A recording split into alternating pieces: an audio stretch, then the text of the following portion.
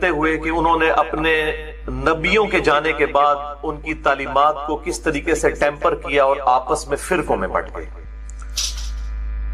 فَتَقَطَّعُوا أَمْرَ بَيْنَهُمْ زُبُرًا، پس انہوں نے کاٹ دیا اور پارا پارا کر دیا اپنی جمعیت کو، اللہ کی طرف سے جو حکم آیا تھا اس کو توڑ دیا.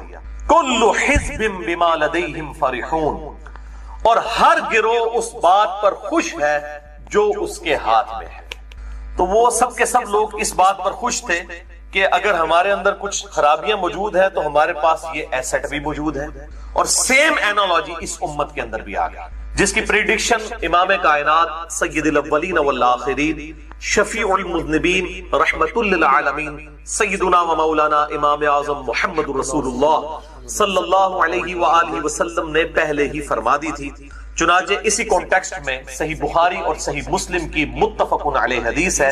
صحیح بخاری میں انٹرنیشنل نمبر کے مطابق 3456 3456، صحیح مسلم میں 6781 اور مشکات میں بھی موجود ہے 5361 کہ آپ صلی اللہ علیہ وسلم نے ارشاد فرمایا تم بھی اگلے لوگوں کی پیروی شروع کر دو گے قدم بقدم بالشت بر بالشت، حتیٰ کہ اگلے لوگوں میں سے کوئی شخص گوہ کے سوراخ میں داخل ہوا تو تم بھی وہی کام کرو گے.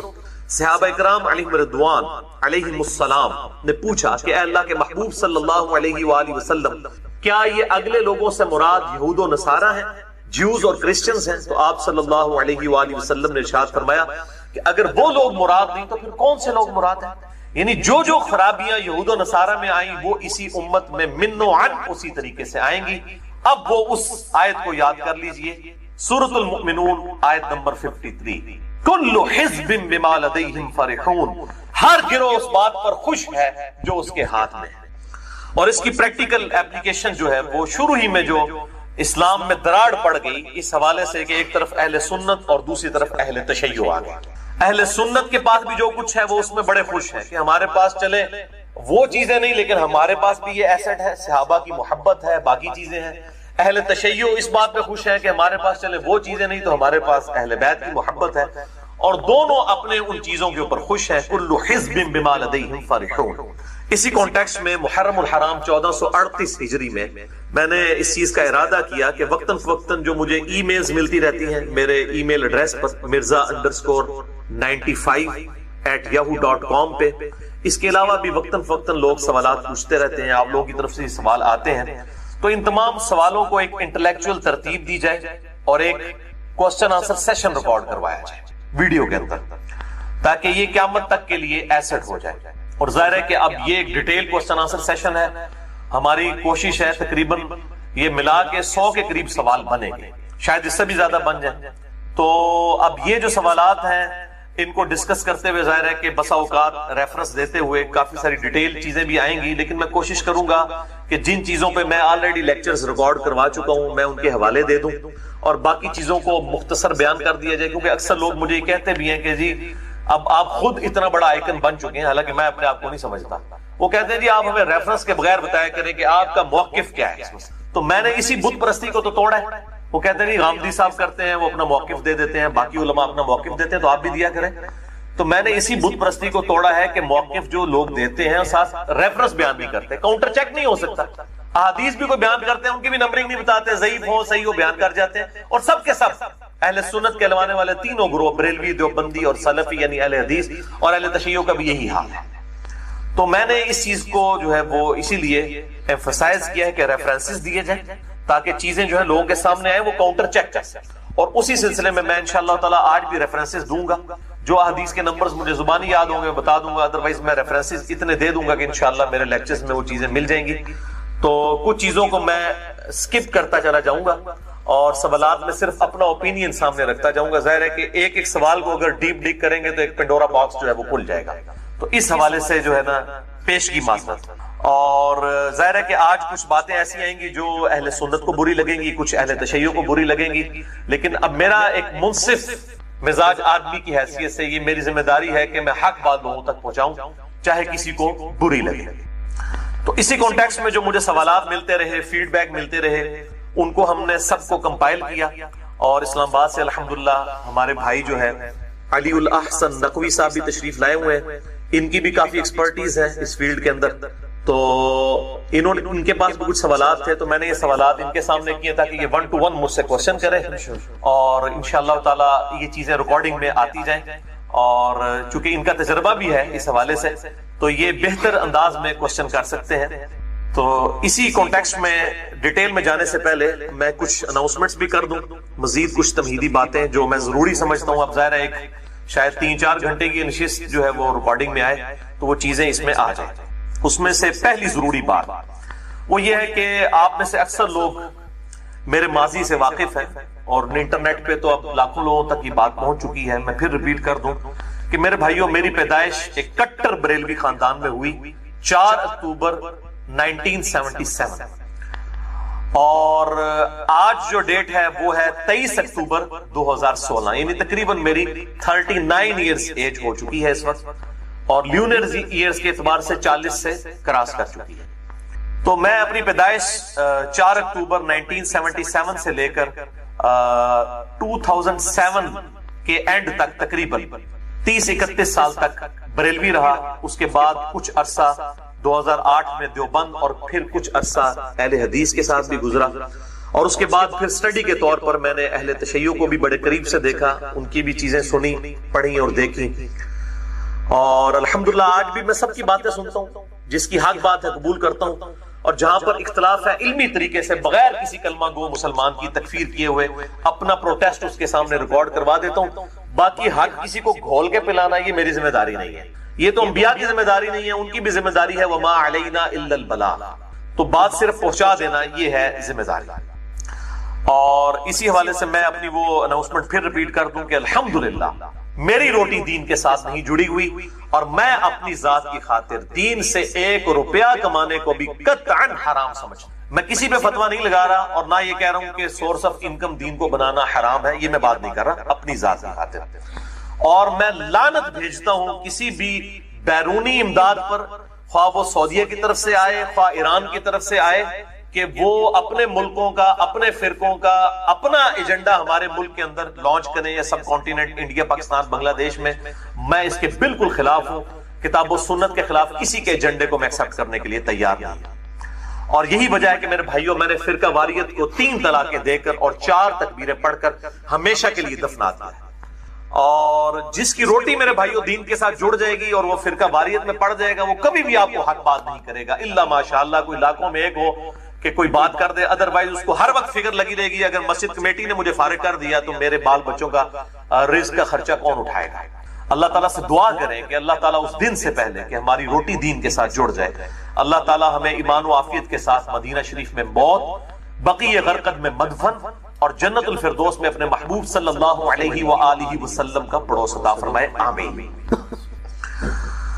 بھائیو، آج کی کوسچن آنسر سیشن کو سٹارٹ کرنے سے پہلے میں 3 چیزیں بتا دوں۔ نمبر 1 اللہ کا فہم، نمبر 2 اللہ کے محبوب صلی اللہ علیہ وآلہ وسلم کا فہم، اور نمبر 3 ہمارے اسلاف کا فہم۔ یہ اکثر کہتے ہیں فہم کے مطابق بات کریں کہ ان کا فہم کیا تھا۔ یہ 3 فہم جو ہیں جو میں نے اپنے ریسرچ پیپر میں بھی لکھے ہیں، ان کا تعارف بھی میں بعد میں کروا دوں گا، یہ میں بتاؤں، اس کے بعد انشاءاللہ علی الاحسن نقوی صاحب 1 to 1 میرے ساتھ کوسچن کریں گے، اور میں انشاءاللہ ان کے جواب ریکارڈنگ کے اندر لے کر آؤں گا انشاءاللہ تعالی۔ تو یہ پہلے تو سنیں اللہ کا فہم کیا ہے، ہم جو آج ڈسکشن کرنے جا رہے ہیں اس کی ضرورت کیوں ہے۔ میرے بھائیو، آج سوشل میڈیا کا دور ہے، میڈیا گائیڈڈ لوگ ہیں، لوگ جو ہیں وہ علماء کی تقریریں نہیں سنتے، وہ ان سے متنفر ہیں، جمعے والے دن بھی بالکل اینڈ پہ پہنچتے ہیں، اور ویسے ہی علماء نے اپنا کریکٹر بھی اس طریقے سے پریزنٹ کیا کہ ان پر اعتماد نہیں کرتے، اور میڈیا پہ اب اہل سنت، اہل تشیع اور باقی جو ان کے آف شوٹس ہیں، ان کے اختلافات اس طرح سامنے آ چکے ہیں کہ آج وہ باتیں نہیں ہو سکتی کہ ہم یہ باتیں ڈسکس نہیں کریں گے۔ ڈسکس کرنے کا مطلب ہے کہ آپ نے اگلے مکتبہ فکر کو واک آؤٹ دے دیے کہ ہم آپ کی ان دلائل کا مقابلہ ہی نہیں کر سکتے۔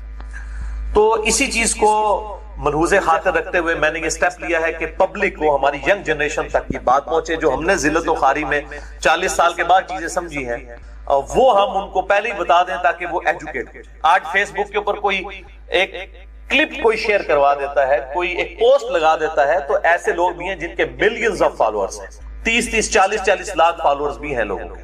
مذہبی پرسنالٹیز کے، ان کے کلپس وہ شیئر کروا دیتے ہیں اور پھر جو ہے وہ سنی شیعہ فساد شروع ہو جاتا ہے. لوگ پوچھ رہے ہوتے ہیں، علماء کہتے ہیں یہ باتیں کرنے والے نہیں ہیں، اور سنیوں کو ان کے علماء خاموش کروا دیتے ہیں، اہل تشیع کو ان کے، اور اگر بتاتے بھی ہیں تو اپنے فرقے کا مسئلہ بغیر کسی دلیل کے. تو اب اس حوالے سے میں اللہ کا فہم بیان کروں گا، اللہ کے محبوب صلی اللہ علیہ وآلہ وسلم کا فہم بیان کروں گا، اور ہمارے سلف کا فہم امام مسلم بن حجاج قشیری المتوفى 261 ہجری رحمہ اللہ تعالی وعلیہ السلام، ان کا فہم بھی انشاءاللہ میں بیان کروں گا. یہ تینوں فہم.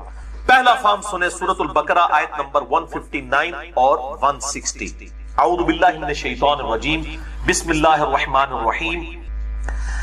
ان الذین یکتمون ما انزلنا من البینات، بے شک وہ لوگ جو کہ چھپا لیتے ہیں ان روشن ہدایت کی باتوں کو جو ہم نے نازل کی ہیں، من بعد ما بیناہ للناس، بعد اس کے کہ ہم نے لوگوں کی ہدایت کے لیے ان کو ہم نے تو بیان کر دیا، فی الکتاب اپنی کتاب میں، اولئک یلعنہم اللہ، ایسے لوگوں پر اللہ کی لعنت ہے، وَيَلْعَنُهُمُ اللَّاعِنُونَ، اور تمام لعنت کرنے والوں کی لعنت ہے جو حق بات کو چھپا لیتے. اس وقت یہود و نصارہ چھپاتے تھے، آج ہمارے علماء چھپاتے ہیں، اور وہ آپ نے میں نے حدیث شروع میں بتا دی کہ وہی خرابیاں اس امت میں بھی پیدا ہوں گی. اور وہ چھپاتے کیوں ہیں؟ تاکہ وہ کل حزب بما لدیہم فرحون، ہر گروہ اس پہ ہی خوش رہے جو وہ اپنے اسی کنویں کا مینڈک بنا رہے جو اس کے پاس موجود. تو اب اللہ تعالیٰ فرماتا ہے کہ ان پر لعنت رہے گی اللہ کی، اور تمام لعنت کرنے والوں کی لعنت. کب تک؟ الا الذین تابوا، ہاں مگر وہ لوگ جو توبہ کر لیں، اور صرف توبہ نہیں، وہ اصلحوا، اور اپنی اصلاح کر لیں، اور صرف اصلاح بھی نہیں، وبینوا، اور وہ باتیں جو چھپائی تھی بیان بھی کر دیں. فاولئک اتوب علیہم، تو ایسے لوگوں کی توبہ پھر اللہ تعالیٰ قبول کرے گا. وانا التواب الرحیم، اور میں توبہ قبول کرنے والا رحم فرمانے والا ہوں. تو ایسے لوگوں کی توبہ قبول ہوگی، ان لوگوں کی نہیں ہوگی جو کہیں گے جی پردے ڈالو.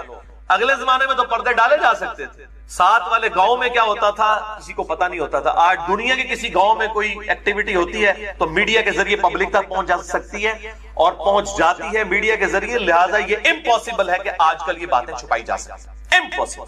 تو یہ تو میں نے اللہ کا فہم بیان کر دیا. اب سنیے دوسرا فہم، وہ ہے ہمارے محبوب صلی اللہ علیہ وآلہ وسلم کا فہم. چنانچہ جامعہ ترمذی میں انٹرنیشنل نمبر کے مطابق 2649 نمبر حدیث ہے، سنن ابی داؤد میں 3658 نمبر، سنن ابن ماجہ میں 261 نمبر، اور مشکات المصابیح میں بھی موجود ہے، جسے میں نے انسائکلوپیڈیا آف حدیث کا نام دیا ہے اور پورا لیکچر ریکارڈ کروایا ہے. مسند نمبر 111 بھی مشکات المصابیح کا مکمل تعارف، اس میں 223 نمبر حدیث ہے. اور دور حاضر میں بہت بڑے محقق حدیث کی فیلڈ کے عرب کے اندر، وہ البانیہ کے رہنے والے تھے، بعد میں وہ سعودیہ میں بھی شیخ الحدیث رہے، بلکہ محدث اعظم سعودیہ رہے، بعد میں ان کو نکال دیا گیا، بل پوری دنیا میں ان کو قدر کی نگاہ سے دیکھا جاتا ہے. شیخ محمد ناصر الدین البانی رحمہ اللہ تعالی المتوفى 1999 عیسوی، انہوں نے اس حدیث کو صحیح کہا ہے. اور ہمارے سب کانٹیننٹ میں انہی کے لیول کی بڑی پرسنالٹی، اور بعض معاملات میں ان سے بھی بڑی پرسنالٹی، شیخ حافظ زبیر علی زئی رحمہ اللہ المتوفى 1435 ہجری المتوفى 2013 عیسوی بمطابق 10 نومبر، انہوں نے بھی اس حدیث کو صحیح کہا. امام حاکم نے بھی اس حدیث کو صحیح کہا، اور امام ذہبی نے بھی موافقت کی. یہ جو حدیث میں بیان کرنے جا رہا ہوں، اللہ کے محبوب صلی اللہ علیہ وسلم کا فہم، کہ آپ صلی اللہ علیہ وسلم نے فرمایا، سیدنا ابو ہریرہ رضی اللہ تعالی عنہ وعلیہ السلام سے یہ روایت ہے کہ جس شخص سے کوئی علم کی بات پوچھی گئی اور وہ اس کو معلوم تھی، اس کے باوجود اس نے وہ یہ بات چھپا لی کہ گلا کر دیا نہیں چاہیے، حالانکہ وہ اللہ کے محبوب صلی اللہ علیہ وسلم وہ باتیں کر گئے. These people are trying to teach their prophet، یہ لوگ اپنے نبی کو سمجھانا چاہتے ہیں کہ تم نے ایسی باتیں کیوں کی ہیں. آج اگر ہم بیان کر رہے ہیں بخاری اور مسلم سے، کہتے ہیں یہ بیان نہیں کرنی چاہیے. بھئی وہ میری ذاتی باتیں ہیں، وہ اللہ اور اس کے محبوب صلی اللہ علیہ وسلم کی باتیں ہیں، وہ مستقبل کی پریڈکشنز ہیں. اور ائمہ محدثین نے پوری کتابیں لکھی ہیں. دلائل النبوہ امام بہیقی کی کتاب اٹھا کے دیکھیں، 3000 کے قریب احادیث ہیں. وہ پریڈکشنز، پروفیسیز، مستقبل کی خبروں پہ ہیں جو آپ صلی اللہ علیہ وسلم نے فیوچر کی خبریں دی، جو جسٹیفائی کرتی ہیں کہ اللہ کے محبوب صلی اللہ علیہ وسلم کے پاس غیبی خبریں آتی تھیں، وہ اللہ کے پیغمبر. تو یہ حدیث دیکھیں، اس سے علم کی بات پوچھی گئی اور اسے معلوم تھی، اور اس نے پھر بھی نہ بتائی کہ گلاں کرنی نہیں چاہیے. تو قیامت والے دن ایسے شخص کو اللہ تعالی عذاب دے گا، اور عذاب بھی آپ صلی اللہ علیہ وسلم نے فرمایا کہ آگ کی لگام اس کے منہ میں ڈال دی جائے گی۔ نعوذ باللہ من ذلک، اللہم اجرنا من النار، اللہم اجرنا من النار، اللہم اجرنا من النار۔ ہاں جی، اللہ کے محبوب صلی اللہ علیہ وسلم کا فہم ہو گیا۔ اب تیسرا فہم، وہ ہمارے سلف کا فہم، اور سلف بھی کوئی عام نہیں ہے، اہل سنت کے بہت بڑے امام محمد بن اسماعیل بخاری رحمہ اللہ تعالی المتوفى 256 ہجری کے سب سے لائق ترین شاگرد ابو الحسین، ان کی کنیت بھی شاہ جی کنیت ابو الحسین ہے ان کی، اور واقعی حسینی والا انہوں نے کام کیا۔ ابو الحسین مسلم بن حجاج اوشیریا ایران میں ایک علاقہ تھا، وہاں کے رہنے والے تھے، رحمہ اللہ تعالی وعلیہ السلام، المتوفى 261 ہجری۔ ان کا میں فہم بتانے لگا ہوں۔ امام بخاری کے شاگرد ہیں اور الحمدللہ اہل سنت کے امام ہیں، جن کی یہ صحیح مسلم شریف ہے۔ ان کا فہم صحیح مسلم میں انہوں نے مقدمہ لکھا، وہ میں نے پورا مقدمہ پڑھایا ہے، مسئلہ نمبر 36 اہل سنت پاک.com ہماری ویب سائٹ ہے۔ تو یہ ان کا میں فہم ورڈ بائی ورڈ، وہ اپنے شاگرد نے جب ان کو مشورہ دیا کہ آپ کو ایسی کتاب لکھیں کہ جس کتاب میں صحیح الاسناد احادیث جمع ہو جائیں تاکہ عوام الناس کے لیے آسانی ہو جائے، تو انہوں نے اپنے شاگرد کے جواب میں مقدمہ لکھا، اور وہ مقدمہ صحیح مسلم کا حصہ ہے، بلکہ پہلی جو 92 روایات ہیں نا وہ مقدمے کی ہیں۔ 93 نمبر روایت حدیث جبریل ہے، جہاں سے کتاب الایمان شروع ہوتا ہے، تو پہلی 92 روایتیں جو ہیں وہ مقدمے کی روایتیں، اور اس میں انہوں نے بڑی ڈیٹیل سے گفتگو کی ہے۔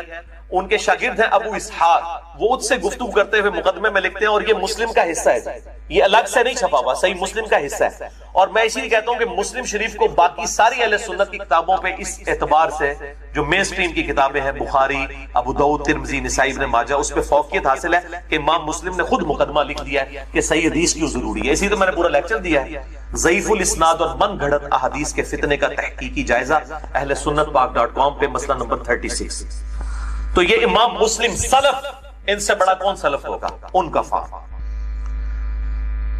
لکھتے ہیں صحیح مسلم میں کے مقدمے میں، وہ کہتے ہیں، اے میرے شاگرد ابو اسحاق، جب تم نے مجھ سے اس عظیم کام کی فرمائش کی، یعنی میں صحیح مسلم لکھوں، تو میں نے سوچا کہ اگر میں اس کام کا ارادہ کر لوں اور یہ کام پایہ تکمیل کو پہنچ جائے تو اس کا فائدہ سب سے پہلے بطور خاص مجھ ہی کو حاصل ہوگا۔ اس کے اسباب بہت ہیں، مگر ان کے ذکر سے یہ تمہیدی گفتگو لمبی ہو جائے گی۔ مختصر یہ کہ اس پختہ طریقے سے تھوڑی مقدار میں روایات کو یعنی احادیث کو تحقیق کے ساتھ مرتب کرنا زیادہ آسان اور فائدہ مند ہے بجائے بہت زیادہ روایتوں کے جمع کرنے۔ ان کے زمانے میں کئی لوگوں نے 20-30 ہزار روایتیں بھی جمع کی۔ امام مسلم نے ان کے اوپر باقاعدہ تان کیا ہے کہ یہ ضعیف روایتیں بھی جمع کر کے تو امت کو فتنے میں ڈال رہے ہیں۔ تو امام مسلم اس چیز کے خلاف تھے، اور انہوں نے کہا اسی میں مقدمے میں کہ صحیح حدیثیں کم ہیں جو ضعیف روایتیں بیان کیجئے۔ تو کہتے ہیں بہت زیادہ روایات جمع کرنے کی بجائے یہ کر لیا جائے بطور خاص عوام الناس کے لیے۔ کام میں مکاتا شاہ جی انہوں نے ایک کہتے ہیں جناب یہ خواص کے لیے احادیث ہے۔ امام مسلم کو اب یہ ٹیچ کر رہے ہیں۔ امام مسلم نے جو اپنی کتاب میں لکھا وہ مسلم کا فہم ہی ہمیں دکھانا ہوگا، اپنے مولویانہ نہیں دکھانا ہوگا فہم، یہ کسی اور کا۔ امام مسلم اپنا فہم خود لکھ کے گئے صحیح مسلم میں کہ میں عوام کے لیے حدیثیں لکھ رہا ہوں۔ حدیث قرطاس بھی انہوں نے لکھی ہے، اور یہ جتنی خطرناک روایتیں ہیں جن سے یہ ڈرتے ہیں، ہاتھ پاؤں ان کے کانپتے ہیں، اہل سنت کے بھی اور اہل تشیع کے بھی، وہ ساری روایتیں صحیح مسلم میں۔ لہذا صحیح مسلم کو میں نے امام کو اس سلف کو میں نے ٹارگٹ کیا بطور خاص عوام الناس کے لیے شاہ جی، کہ جنہیں احادیث کے صحیح یا ضعیف ہونے کی پہچان نہیں ہوتی جب تک کہ ان کی رہنمائی کوئی دوسرا نہ کر دے۔ وہ کہتے ہیں ان بیچاروں کو، اور وہ اتنے للو پنجو ہیں کہ ان کو پتہ ہی نہیں چلتا صحیح ضعیف کیا ہے، ان کے لیے صحیح مسلم لکھ رہا ہوں۔ ایک اندر بیان نہ کرو، کیوں نہیں شاہ جی؟ اے بھی شاہ جی ٹھیک ہے، یعنی ان کے دور میں بھی ایسے لوگ تھے؟ جی ایسے لوگ تھے، ظاہر ہے جی ہر وقت گمراہی تو مطلب ہر زمانے میں موجود رہتی ہے۔ اچھا جب ایسی صورتحال ہو جو ہم نے بیان کی تو تھوڑی تعداد میں صحیح احادیث کا جمع کر دینا زیادہ مقدار میں غیر مستند روایات کو جمع کرنے سے زیادہ نفع بخش ہوگا، بجائے کہ آپ بہت ساری جسم کی۔ میں نے بھی یہی کام کیا ہے کہ میں اپنے پمفلٹ کا تعارف بھی یہاں پر انشاءاللہ تعالیٰ ابھی شروع میں ہی کروا دیتا ہوں تاکہ یہ معاملہ جو ہے وہ جس سے میں پڑھ کے سنا رہا ہوں۔ تو یہ تو ہو گیا امام مسلم کا فہم۔ صحیح مسلم کے حوالے سے میں کلیریفیکیشن دے دوں، مجھے اتنی ای میلز آتی ہیں تو یہ میں ذرا کلیریفیکیشن تھوڑی دے دوں کہ صحیح مسلم جو ہے اس کی جو دارالاسلام نے انٹرنیشنل نمبرنگ چھاپی ہے نا، یہ صحیح مسلم شریف یہ عربی نسخہ ہے جو دارالاسلام انٹرنیشنل سب سے بڑا ادارہ ہے اہل سنت کا احادیث کی کتابوں کا، یہ ان کی ہے کتب ستہ میں سے صحیح مسلم شریف۔ اس میں انٹرنیشنل نمبرنگ کے مطابق 7563 احادیث کانٹینیوس نمبرنگ، لیکن اس وقت عرب کے اندر ایک اور نمبرنگ چل رہی ہے، وہ ہے فواد عبد الباقی کی، جو بٹوں والی نمبرنگ سلیش کے ساتھ، یعنی ایک حدیث کے اگر کئی ترک آئے ہیں نا تو نمبر جو ہے وہ اس کو روک لیتے ہیں، اس کے بٹے چلانا شروع کر دیتے ہیں، اتنے بٹا اتنا۔ اس کے مطابق صحیح مسلم میں 3033 حدیث ہیں، لیکن وہ ڈسکنٹینیوس ہیں، وہ ایک ایک روایت کے کئی طریق ہیں۔ مثلا یہ جو پہلی حدیث ہے صحیح مسلم کی کہ جس نے میری طرف کوئی جھوٹی حدیث منسوخ کی اپنا مقام دوزخ میں دیکھ لے، اب یہ حدیث جو ہے سیدنا علی رضی اللہ تعالیٰ عنہ سے ہے، سیدنا ابو ہریرہ رضی اللہ تعالیٰ عنہ سے ہے، سیدنا انس بن مالک رضی اللہ تعالیٰ عنہ سے ہے، سیدنا مغیرہ بن شعبہ رضی اللہ تعالیٰ عنہ سے ہے، سیدنا جابر بن عبداللہ رضی اللہ تعالیٰ عنہم اجمعین وعلیہم السلام سے ہیں۔ تو وہ سارے طریقہ آتے ہیں، نمبر ایک وہ دیتے ہیں، جبکہ کانٹینیوس نمبرنگ میں وہ نمبر اس طریقے سے آگے چلتے ہیں۔ تو ہم نے اپنی ویب سائٹ پہ بھی کانٹینیوس نمبرنگ ہے، میں جو ریفرنس دیتا ہوں وہ کانٹینیوس نمبرنگ ہے۔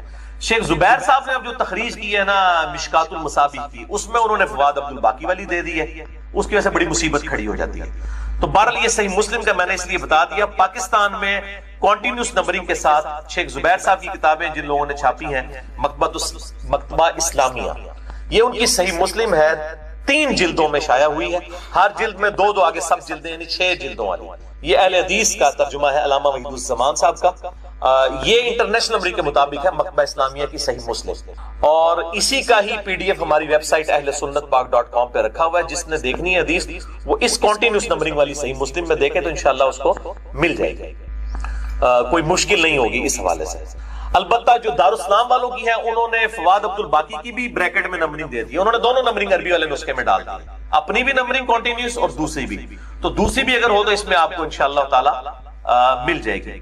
تو صحیح مسلم میں نے ویسے فرحان بھائی کو کہا تھا کہ وہ اب اس کا بھی پی ڈی ایف آ گیا ہے، صحیح مسلم جو ہے ترجمے کے ساتھ دارالاسلام نے بھی چھاپی ہے، اس میں انہوں نے دونوں نمبرنگ فواد عبد الباقی کی بھی ڈال دی ہے، یہ والی بھی، اس کا پی ڈی ایف بھی جو ہے وہ اویلیبل ہے۔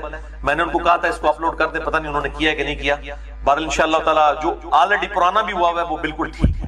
اچھا اب اس تمہیدی گفتگو کے اینڈ پہ میں اپنے 2 ریسرچ پیپرز کا تعارف کروا دوں، اس کے بعد انشاءاللہ تعالی ہم جو ہے گفتگو کو سٹارٹ کریں گے آپ سے انشاءاللہ کوسچن آنسر سیشن۔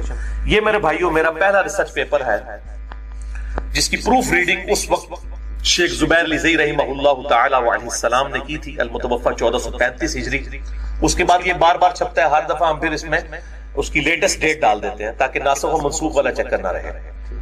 تو بہرحال الحمدللہ یہ ریسرچ پیپر نمبر ہے 5A، رافضیت، ناسبیت اور یزیدیت کا تحقیقی جائزہ۔ یہ بالکل بنیادی اہل سنت کا مقدمہ 4 پیجز میں نے بیان کیا ہے، اور اس میں اہل سنت کا کیا مقدمہ ہے اس حوالے سے، اور رافضیت کے خلاف، یزیدیت کے خلاف، ناسبیت کے خلاف۔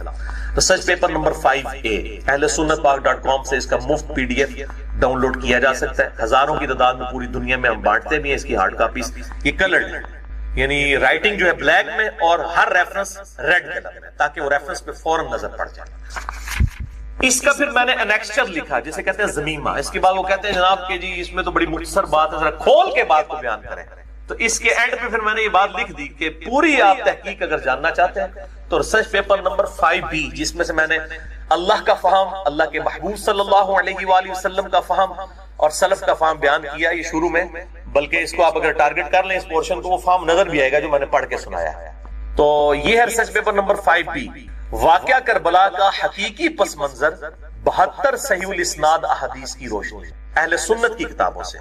اور یہ 72 کا ٹائٹل میں نے شہدائے کربلا کی ریفرنس سے لیا ہے، ورنہ اس میں اسناد جو ہیں وہ 150 احادیث ہیں۔ مثلا اس میں نے جو غدیر خون کی حدیث ہے اس کی میں نے 8 اسناد لی ہیں 33 نمبر کے اوپر، لیکن نمبر تو صرف 33 ہی دیا ہے، ساری اسناد اس کی جمع کی ہیں 1 نمبر کے تحت 72 کی نسبت بنانے کے لیے۔ تو اس میں 150 روایتیں ہیں الحمدللہ اہل سنت کا مقدمہ. کامنٹس کوئی نہیں کیے, احادیث جمع کر دی ہیں. جس کو شوق ہوگا اس کو بات خود بخود الحمدللہ اس حوالے سے سمجھ آ جائے گی. یہ research paper number 5B 6.5 MB کی فائل آپ اہل سنت پاک.com سے ڈاؤن لوڈ کر سکتے ہیں. یہ بھی کلرڈ ہے, اور جسے شوق ہو تو وہ یہ بھی ہم الحمدللہ تقسیم کرتے ہیں فری پورے ملک کے اندر. اور اس 5B کی خصوصیت یہ ہے کہ یہ الحمدللہ سب سے پہلے میں نے عربی میں لکھا تاکہ یہ انٹرنیشنل پمفلٹ بن جائے. اس کے بعد اس کا اردو ترجمہ کیا. ایک بہت بڑے پاکستان میں اہل حدیث مکتبہ فکر سے تعلق رکھنے والے عالم دین ہے, میں ان کا نام نہیں بتاؤں گا, اگر نام ڈسکلوز کر دیا تو یہ سارے کے سارے مولویوں کے پیچھے پڑ جائیں گے. پرسنالٹی بہت بڑی ہے, اور چونکہ وہ الحمدللہ جو ہے وہ جیسا سورۃ المؤمن میں آتا ہے نا کہ وہ فرعون کے دربار میں ایک درباری تھا جو اپنا ایمان چھپاتا تھا, تو میں ان کو کبھی کبھی چھیڑتا ہوں, میں کہتا ہوں جی آپ جو ہے نا وہ اہل سنت میں ایسے ہی ہیں جو اپنا ایمان چھپاتے ہیں, یعنی وہ کھل کے بات. تو انہوں نے الحمدللہ ترجمہ, وہ عربی لنگوسٹک کے ماسٹر ہیں. یہ کہہ کے آپ ساروں کو مشکوک بنا دیا. نہیں, ساروں کو مشکوک بنا دیا. سب علماء ایک دوسرے پہ شک کریں گے یہ کہہ کے. سارے شک کریں, اچھی بات ہے. تو پھر اس کی وجہ سے سارے کہیں ہاں میں حسینی ہوں. ٹھیک ہے جی. تو یہ انہوں نے ترجمہ کیا اردو میں الحمدللہ. تو بہرحال میں نے اس کو ترجمے کو سیدھا کیا. تھوڑی بہت شادی سانوں بھی عربی آتی ہے, قرآن پاک الحمدللہ عربی مکمل آتی ہے قرآن کی, احادیث کی بھی کوئی معاملات کر لیتے ہیں. اب تو معاملہ ہی نہیں, اب تو سافٹ ویئر ہے, آپ اس میں عربی ڈالیں ترجمہ بھی آ جاتا ہے, اب تو مسئلہ ہی کوئی نہیں. بہرحال یہ انہوں نے کیا, میں اس لیے بتا رہا ہوں کہ کسی للو پنجو کا ترجمہ کیا ہوا نہیں ہے. باقی عربی بھی ہے, جس کو شوق ہو دیکھیں. عربی میں, اردو میں ترجمہ ہوا.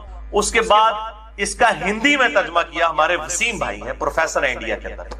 ٹھیک ہے, انہوں نے اپنے شوق سے, وہ بھی اہل حدیث ہے ہمارے, یعنی اہل حدیث عوام جو ہے نا الحمدللہ, اور علماء بھی اب میں کہتا ہوں ٹھیک ہے اہل سنت میں وہ ٹاپ آف دا لسٹ. میں ان سے اسی لیے محبت کرتا ہوں, یہ حق کی آواز کی پشت پہ کھڑے ہو جاتے ہیں الحمدللہ.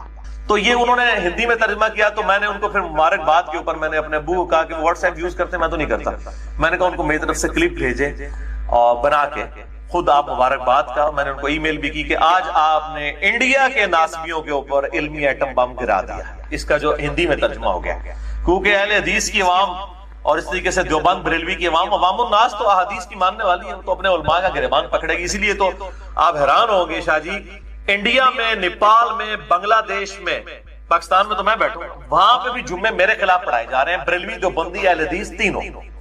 اور شیعہ بھی شاید پڑھاتے ہوں, ان کو بھی مطلب تکلیف ہے, بل ادھر تو میرے خلاف ہے اہل تشیع.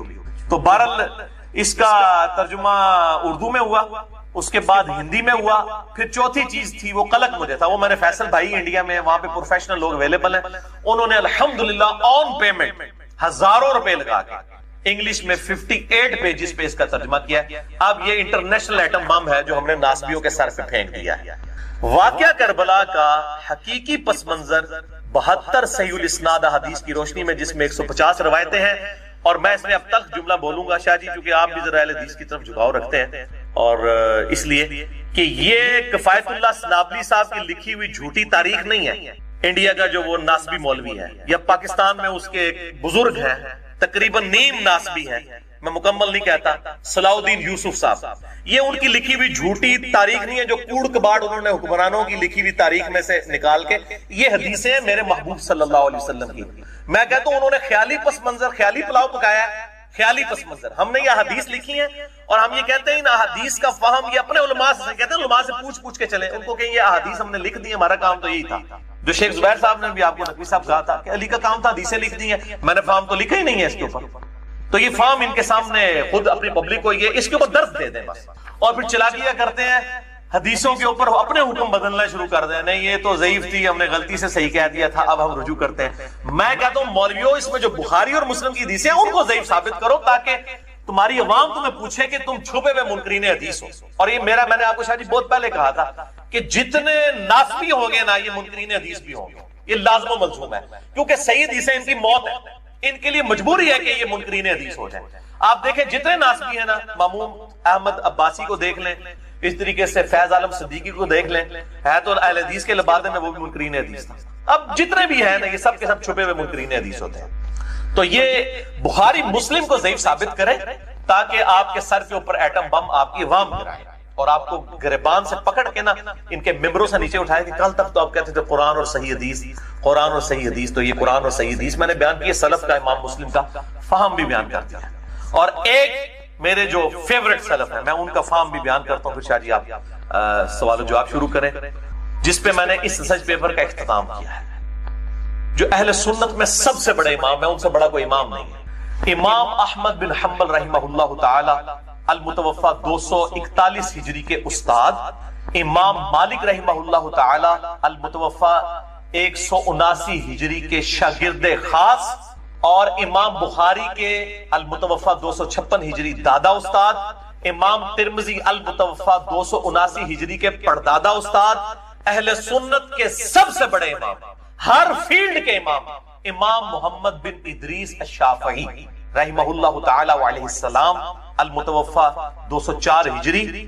باقی تو کچھ فقہ کے امام ہیں، کچھ حدیث کے امام ہیں۔ یہ وہ شخص ہے جو فقہ میں بھی امام، حدیث میں بھی امام، منطق میں بھی امام، علم الکلام میں بھی امام، ہر معاملے میں، اور ایسا امام جسے سنی شیعہ دونوں مانتے ہیں، کیونکہ امام موسیٰ کاظم رحمہ اللہ کے یہ شاگرد تھے امام شافعی۔ اسی لیے اہل تشیع کے آپ دیکھیں نا تو وہ کہتے ہیں کہ امام موسیٰ کاظم رحمہ اللہ، ہم بھی ان کو مانتے ہیں، ان کے اصحاب میں سے تھے امام شافعی رحمہ اللہ۔ ان کا شعر ہے جو ان کی اپنی کتاب میں ہے، نہ اس کو کفایت اللہ سنابری صاحب ضعیف ثابت کر سکتے ہیں، نہ صلاح الدین یوسف صاحب، ان کی اپنی کتاب ہے، دیوان الشافعی چھپی ہوئی ہے، اور یہ بیچارے ویسے بھی جرأت نہیں کریں گے، اتنے ان کے سارے اپنے بڑے بزرگ، امام ابن تیمیہ المتوفا 728 ہجری، امام ابن کثیر المتوفا 774 ہجری، امام ذہبی المتوفا 748 ہجری، یہ سارے بڑے اہل سنت کے ائمہ محدثین امام شافعی کے اشعار اپنی کتابوں میں نقل کرتے رہے۔ یہ والا شعر اہل تشیع کے خلاف جب بھی کتابیں لکھی تو یہ شعر نقل کیا کہ دیکھو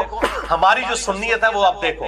امام شافعی کا شعر ہے، ان کان رفضا حب آل محمد صلی اللہ علیہ وآلہ وسلم، کہ لوگوں تم مجھے رافضی ہونے کا تانا دیتے ہو۔ ان کو بھی کہتے تھے، یہ ہمیں نہیں صرف کہہ رہے، ہمارے بزرگوں کو بھی ان کے بزرگوں نے رافضی کہا ہوا ہے۔ تو یہ سرٹیفکیٹ ہے الحمدللہ کہ ہماری نسبت امام شافعی کے ساتھ ہے الحمدللہ۔ انہوں نے کہا بالفرض اگر آل محمد صلی اللہ علیہ وآلہ وسلم کی محبت کا نام رافضی ہونا ہے، شیعہ نہیں، نقوی صاحب شیعہ نہیں، انہوں نے کہا رافضی ہونا، ان کو رافضی کہا گیا، شیعہ بھی کہا جاتا نا۔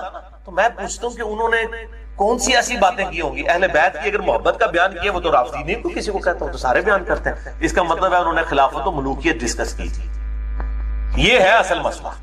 انہوں نے کہا ان کان رفضا حب آل محمد، بالفرض اگر آل محمد صلی اللہ علیہ وآلہ وسلم کی محبت کا نام رافضی ہونا ہے، فلیشہد الثقلان انی رافضی، تو جن و انس اس بات پر گواہ ہو جاؤ کہ میں رافضی ہوں، چلو کر لو جو کچھ کرنا ہے۔ جن و انس، اور میں نے اس کو ٹرانسلیٹ کیا من الجنۃ والناس، یعنی شیاطین جن اور شیاطین جو الناس ہے، وہ گواہ ہو جاؤ کہ میں پھر رافضی ہوں، ٹھیک ہے، ہم اہل بیت کی محبت کے ساتھ اٹھائے جائیں گے۔ اور یہ امام شافعی کا جو قول ہے نا، یہ پھینکنے والا نہیں ہے، یہ عکاسی کرتا ہے خلیفہ اول سیدنا و مولانا ابو بکر الصدیق رضی اللہ تعالی عنہ وعلیہ السلام المتوفا 13 ہجری، خلیفۃ الرسول صلی اللہ علیہ وآلہ وسلم، ان کا قول صحیح بخاری میں امام بخاری لے آئے سیدنا حسین والے چیپٹر، انٹرنیشنل نمبر کے مطابق 3751، کہ سیدنا ابو بکر الصدیق رضی اللہ تعالیٰ عنہ کہتے ہیں کہ محمد صلی اللہ علیہ وآلہ وسلم کی محبت کو آپ صلی اللہ علیہ وآلہ وسلم کے اہل بیت کی محبت میں تلاش کرو، اور اہل بیت سے مراد سیدنا حسین رضی اللہ تعالیٰ عنہ والے چیپٹر میں لے کر آئے۔ بیویاں بھی اہل بیت ہیں اور وہ پنجتن پاک بھی اہل بیت ہیں، لیکن امام بخاری نے ناسبیوں کے سر کے اوپر تھوڑا مارا کہ حضرت حسین کے چیپٹر میں لے گئے جس سے چڑھتے تھے حسین علیہ السلام۔ علیہ السلام کا مسئلہ بھی انشاءاللہ آج میں ڈسکس کروں گا۔ وہ کہتے ہیں جی آپ بخاری سے حوالہ دیتے ہیں 3748 کے حسین علیہ السلام لکھا ہے، ہم بخاری کھولتے ہیں، پائیے پاکستان میں مولویوں کی بخاری ہے، عربی نسخے پڑھیں آپ، مکتبۃ الشاملہ سعودیہ کا سافٹ ویئر دیکھیں، sunnah.com اہل سنت کی سب سے بڑی سلفیوں کی ویب سائٹ ہے حدیث کی کتابوں کی، کھولیں ذرا، اس میں بخاری ترجمہ نہیں دیکھنا، بخاری کی عربی پڑھیں، 3748 میں حسین علیہ السلام لکھا ہوا ہے، 6318 میں علی اور فاطمہ علیہ السلام لکھا ہوا ہے، ابو داؤد میں 4646 نمبر حدیث میں علی علیہ السلام لکھا ہوا ہے، لیکن عربی والے پورشن میں اردو میں مولوی نے پھر انگلش والا، انگلش ترجمہ بھی ہے، اردو بھی ہے، پھر مولوی بڑھ گیا، مولوی بڑھ جائے تو کاٹ تو نہیں سکتے نا، کیا کریے، کوشش تو کر رہے ہیں کہ کڑیے، اور اے عوام انشاءاللہ خود نکالے گی ان کو۔ تو یہ سیدنا ابو بکر صدیق رضی اللہ تعالیٰ عنہ علیہ السلام کا قول کہ محمد صلی اللہ علیہ وسلم کی محبت کو ان کے اہل بیت کی محبت میں تلاش کرو. تو یہ اسی کی ٹرانسلیشن ہے شاہ جی. ان کان رفضا حب آل محمد فلیشہد الثقلان انی رافضی. اس پہ بھی بہت چیزیں اور بیان کی جا سکتی ہیں، لیکن ہم یہ مختصر تمہید جو ہے نا وہ میرا خیال ہے کافی ہے. مجھے شاہ جی پانی ڈال دیں آپ. شاہ جی آپ اعوذ باللہ من الشیطان الرجیم بسم اللہ الرحمن الرحیم پڑھ کے جو ہے نا وہ سوالات شروع کریں. تو میں اعوذ باللہ من الشیطان الرجیم بسم اللہ الرحمن الرحیم. ٹھیک اجازت علی بھائی؟ جی جی اجازت ہے، آپ سوال کریں جناب. یہ کوئی مولوی والا صاحب نہیں ہے کہ جناب کو پکڑ کے تونوں پہ میرا مرید پکڑے پھاڑ لے گا. اچھا علی بھائی تھوڑا سا میں بھی گزارش کر دوں کہ ہو سکتا ہے کچھ سوالات تلخ بھی ہوں، اکثر تو میرے نہیں ہیں، زیادہ تر میں نے بھی لوگوں سے ہی ریسیو کیے ہیں، لیکن تھوڑے تلخ سوالات بھی ہوں گے. ٹھیک ہے جی انشاءاللہ. اچھا اس میں سب سے پہلا سوال علی بھائی یہ ہے کہ اچھا میں کلیئر کروں میرے بھائیو، یہ پلانٹڈ انٹرویو نہیں ہے، ذہن میں رکھیے گا. یہ جینوئن mirza_95@yahoo.com پہ جو سوالات آتے ہیں یہ وہ سوال ہے. ہم نے ان کو لکھا ہے ترتیب سے ضرور ہے. یہ پلانٹڈ انٹرویو نہیں ہے کہ بنا کے ان کو ترتیب کے لیے ہم نے اس کو ایک انٹلیکچوئل ترتیب. جی شاہ رسول اللہ صلی اللہ علیہ وسلم کی وفات کے بعد امت میں جو پرابلم کریٹ ہوئی ہے جس کو سقیفہ بنی سعدہ کا بھی نام دیا جاتا ہے اور خلافت کا مسئلہ چھڑا ہے، تو اس میں اہل تشیعوں کا تو موقف یہ ہے، ان کے تو تمام اس پہ تقریباً ان کا اجماع امت ہی ہے شیعہ کا، کہ رسول پاک صلی اللہ علیہ وسلم نے حضرت علی کو واضح بنا دیا تھا. اور اہل سنت میں یہ ہے کہ اہل سنت یہ تو اکثر کہتے ہیں کہ کسی کو بھی نہیں بنایا، لیکن رسول پاک صلی اللہ علیہ وسلم نے ایسی نشانیاں دے دی تھیں کہ جس سے واضح ہو رہا تھا کہ حضرت ابوبکر رضی اللہ عنہ خلیفہ بنیں گے. تو اس پہ تھوڑا آپ کا موقف جاننا چاہ رہے ہیں بہت سے لوگ کہ آپ اس میں کیا تحقیق ہے. دیکھیے میرے بھائیوں، میں نے اس کے اوپر اپنی تحقیق جو ہے نا 3 گھنٹے کے اندر ریکارڈ کروا دی ہے. اب یہی بات ہے، میں 3 گھنٹے دوبارہ تو نہیں اس پہ بول سکتا. میں اب اپنی بس مختصر سی اس کے اوپر ہی آپ کو جواب دے سکتا ہوں. میرا لیکچر ہے مسئلہ نمبر 55B. وصی رسول کون ہے صلی اللہ علیہ وآلہ وسلم، اور حدیث قرطاس کا تحقیق کی جائے گا. وہ جو حدیث قرطاس اہل تشیع کی طرف سے اٹھائی جاتی ہے نا محرم کے دنوں میں کہ حضرت عمر جو ہے وہ کاغذ قلم کے درمیان حائل ہو گئے تھے، اور وہ مسلم میں بھی ہے اور امام مسلم لکھا، میں عوام الناس کے لیے لکھا. اور آپ بتائیے کہ شیخ زبیر صاحب نے آپ کو اور باقی اہل حدیث علماء نے کہا کہ حدیث قرطاس بیان کرنا حرام ہے. نہیں حرام نہیں، انہوں نے کہا کہ کرنی نہیں چاہیے اس وجہ سے کہ پھر فتنہ پھیلے گا، فتنہ پڑے گا. تو امام مسلم جو ہے نا یہ فتنہ پھیلا گئے، نعوذ باللہ من ذالک. اب ظاہر ہے کہ پھر آپ کو بخاری مسلم کے ترجمے نہیں کرنے چاہیے تھے. آپ جب ترجمے کریں گے تو آپ نوٹس بنائیں گے کہ اب یہ والی حدیثیں پڑھنی ہیں، ہم سے نوٹس بنوائیں. عوام تو پڑھے گی، تو عوام پھر جواب لینے کے لیے آپ کے مولویوں کے پاس جائے گی. ویسے تو ان کے پاس انکمپیٹنٹ ہے، یہ جواب دے ہی نہیں سکتے، اس لیے کہتے ہیں باتیں نہیں کرنی چاہیے. ان کی کمپیٹنسی نہیں ہے، کنویں کے مینڈک ہے، اپنے فرقے کی باتیں پڑھی ہوئی ہیں. پھر لوگ انشاءاللہ ہمارے پاس ہی آئیں گے، ہمارے پاس ہی آ رہی امام الحمدللہ، سنیوں کی بھی اور شیعوں کی بھی. تو میرے بھائی وہ میں نے لیکچر ریکارڈ کروا دیا. وصی رسول کون ہے؟ میرا یہ ہے صلی اللہ علیہ وسلم. میرا یہ موقف ہے کہ وصی رسول نہ تو سیدنا ابوبکر الصدیق رضی اللہ تعالیٰ عنہ ہے اور نہ سیدنا علی رضی اللہ تعالیٰ عنہ ہے وعلیہم السلام. پھر کون ہے؟ بلکہ وصی رسول جو ہے قرآن پاک ہے. یہ میں نے ثابت کیا ہے. ایز فار ایز آپ صلی اللہ علیہ وسلم کی تعلیمات اس کنسرن قیامت تک کے لیے. اس میں میں نے حدیث بھی بیان کی ہے، بڑی مشہور حدیث صحیح بخاری میں انٹرنیشنل نمبر کے مطابق ہے 4459، اور یہ صحیح مسلم میں بھی موجود ہے کہ عبداللہ بن ابی اوفا رضی اللہ تعالی عنہ علیہ السلام، یہ میں جان بوجھ کے بار بار بولوں گا علیہ السلام تاکہ یہ علیہ السلام والا کیڑا ان کے دل سے نکل جائے. بخاری اور مسلم میں ہم تشہد میں پڑھتے ہیں السلام علینا وعلی عباد اللہ الصالحین، ہم پر بھی سلام ہو، سارے نیک بندوں پر سلام ہو. میں جس کو نیک سمجھتا ہوں میں علیہ السلام کہوں گا، کیونکہ میں تو نماز میں کہتا ہوں تو نماز کے بعد کیوں نہ کہوں. پھر جب ہم قبر رسول پہ جا کے السلام علیکہ یا رسول اللہ، السلام علیکہ یا ابا بکر، السلام علیکہ یا عمر کہتے ہیں، رضی اللہ تعالیٰ عنہ یا ابا بکر اور یا عمر نہیں کہتے. پھر قبرستان میں بھی السلام علیکم اہل الدیار من المؤمنین کہتے ہیں. یہ علیہ السلام میں کہوں گا. میں شروع میں یہ کیڑا اس لحاظ سے نکال دوں، اور یہ صحابہ کی سنت ہے کہ وہ قبر رسول پر جا کے یہ چیزیں عرض کیا کرتے تھے صلی اللہ علیہ وآلہ وسلم. تو عبداللہ بن ابی اوفا رضی اللہ تعالیٰ عنہ 86 ہجری میں فوت ہوئے ہیں، یعنی آپ صلی اللہ علیہ وآلہ وسلم کے بعد یہ 75 ایئر زندہ رہے. ان سے سیدنا طلحہ نے پوچھا کہ بتائیے نبی صلی اللہ علیہ وسلم نے اپنا وصی کسی کو بنایا تھا؟ انہوں نے کیٹاگوریکل ڈینائی کیا کہ نہیں، البتہ آپ صلی اللہ علیہ وآلہ وسلم نے ہمیں قرآن پہ چلتے رہنے کی وصیت کی تھی. اور صحیح مسلم میں جو حدیث ہے نا جی حجۃ الوداع والا خطبہ، اس میں صرف قرآن کا ذکر ہے. حیران کن بات ہے، 3950 نمبر حدیث ہے کتاب الحج چیپٹر میں، پورا خطبہ ہے. جابر بن عبداللہ سے وہ خطبہ بیان کیا، اور بیان کیا امام باقر علیہ السلام، امام جعفر کے جو والد ہیں اور امام زین العابدین کے بیٹے امام باقر جو ہے وہ ملنے کے لیے جاتے ہیں جابر بن عبداللہ کو رضی اللہ تعالیٰ عنہ علیہ السلام کو. وہ نابینا ہو چکے ہوتے ہیں، تو ان کو جب پتا چلتا ہے میرے نبی کا بچہ آیا تو وہ پروٹوکول دیتے ہیں اور پھر ان کے سینے کے بٹن امام باقر کے کھولتے ہیں. وہاں پہ آئے گا محمد بن علی بن حسین. امام باقر کا نام تھا محمد بن علی بن حسین. علی بن حسین امام زین العابدین کا نام تھا. تو وہ ان کے سینے پہ ہاتھ پھیرتے ہیں اور کہتے ہیں تو میرے نبی کا بیٹا ہے، تو جو مجھ سے پوچھے گا بتائے میں بتاؤں گا. تو حج کی سب سے لمبی حدیث 3950 نمبر صحیح مسلم کے اندر. اب مجھے یاد 3950 ہی ہے، اور مشکات میں بھی آپ کو حج والے چیپٹر میں یہ شروع میں ہی مل جائے گی یہ والی حدیث. 2950 ہے یا 3950 ہے، وہ دیکھ لیجیے گا، چونکہ اب فی البدی گفتگو ہے اس طریقے سے نمبر یاد نہیں رہتے ہیں. بال مشکات میں حج والے چیپٹر میں آپ کو پہلے نمبر پہ وہ حدیث مل جائے گی. تو اس حدیث میں جو خطبہ آیا نا کہ آپ صلی اللہ علیہ وسلم نے حجۃ الوداع کے موقع پر، یہ لفظ ہے حجۃ الوداع، ودا نہیں ہے ودا، فرمایا تھا کہ میں اپنے بعد تم میں وہ چیز چھوڑ کے جا رہا ہوں کہ جس کو پکڑ لوگے کبھی گمراہ نہیں ہوگے، وہ اللہ کی کتاب ہے. سنت کا ذکر مسلم میں نہیں ہے. یہ کھینچ تام کے حسن درجے تک روایت ہے المستدرک للحاکم میں، انٹرنیشنل نمبر کے مطابق 318 نمبر، کہ دو چیزیں چھوڑ کے جا رہا ہوں، کتاب اللہ اور سنت. میرے نزدیک تو کتاب اللہ بھی کافی ہے، کیونکہ سنت اس کے اندر داخل ہے نا. من یطع الرسول فقد اطاع اللہ، جس نے رسول اللہ کی اطاعت کی اس نے اللہ کی اطاعت کی عز وجل وصلی اللہ علیہ وآلہ وسلم.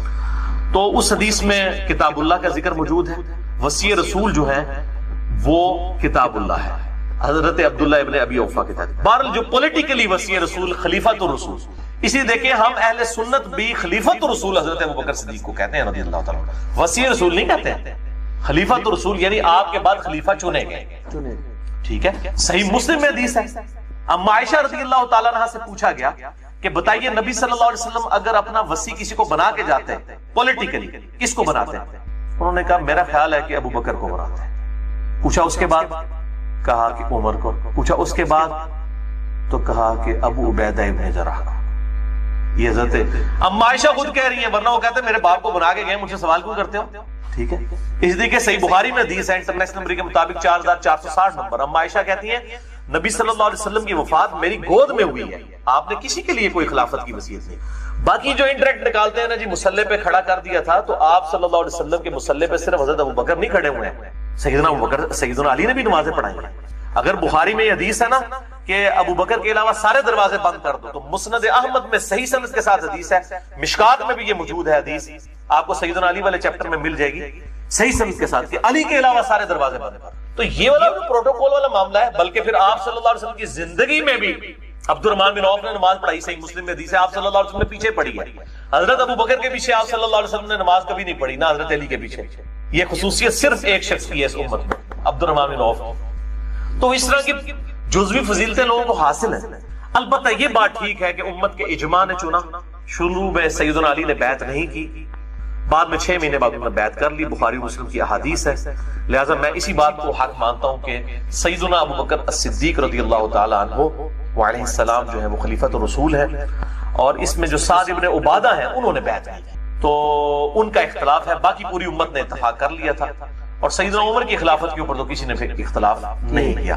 شروع میں کیا بننے سے پہلے کہ حضرت ابوبکر کو آکے سمجھایا، لیکن بعد میں سب. تو میرا یہ موقف ہے کہ پولیٹیکلی سیدنا ابوبکر الصدیق رضی اللہ تعالی عنہ وعلیہ السلام ہی خلیفۃ الرسول ہے.